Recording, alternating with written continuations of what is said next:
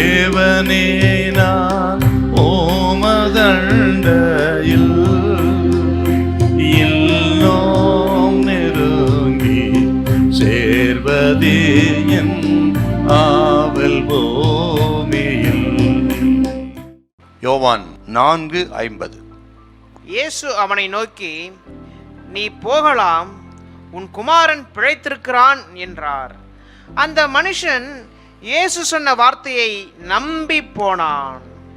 அவன் அழைப்பை கேட்ட ஆண்டவர், நீ போகலாம், உன் குமாரன் பிழைத்திருக்கிறான். இப்பதான் இயேசுவை அவன் முதலாக சந்திக்கிறான். முதலாக அவரை பார்க்கும்படியாக வந்திருக்கிறான். அவர் வர வேண்டும் என்று கேட்டான்.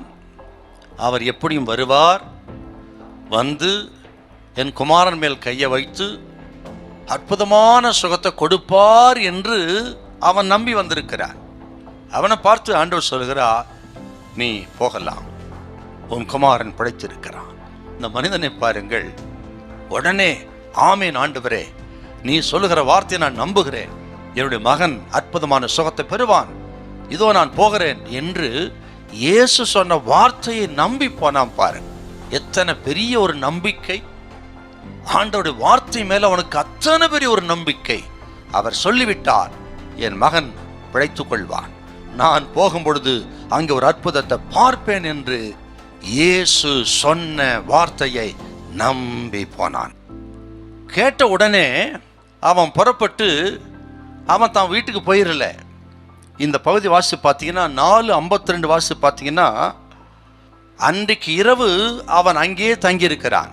இயேசுவை சந்தித்தானே அந்த ஊர்லேயே அவன் தங்கியிருக்கிறான். அடுத்த நாள் தான் அவன் புறப்பட்டு போயிருக்கிறான்.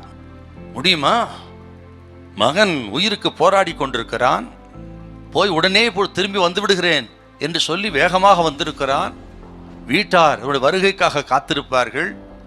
என்னாச்சு ஏதாச்சோ கலக்கம், பயம், திகில் உள்ளவனாயிருந்திருக்கணும். உடனே அடுத்த மணி நேரத்தில் புறப்பட்டு அவன் போயிருக்கணும்.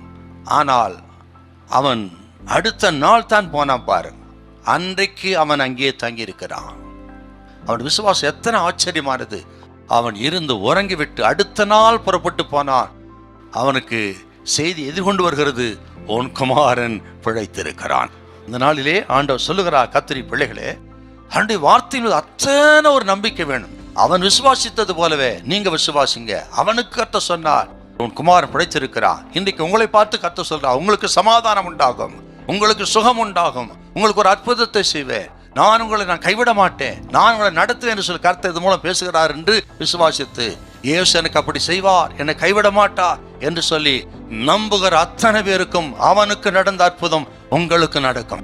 நீ விசுவாசித்தா எப்பேற்பட்ட பிரச்சனை, எந்த பிரச்சனையா இருக்கட்டும், இயேசு எனக்கு சுகம் கொடுத்து விட்டார் நம்புங்க, அற்புதம் செய்து விட்டார்னு நம்புங்க.